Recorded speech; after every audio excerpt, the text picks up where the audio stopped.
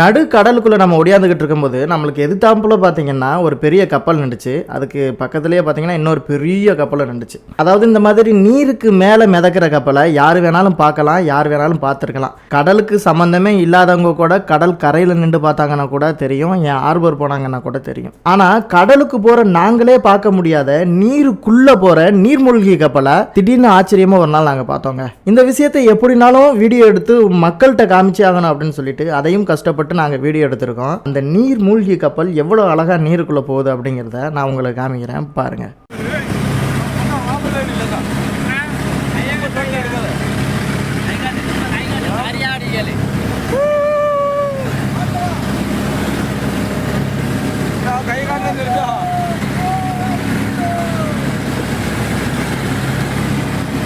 கிட்ட வாங்க அப்படியே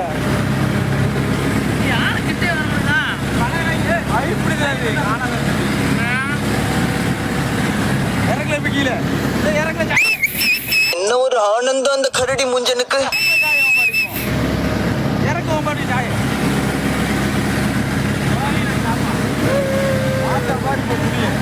ஏதோ ரேடியோ வச்சிருக்கா.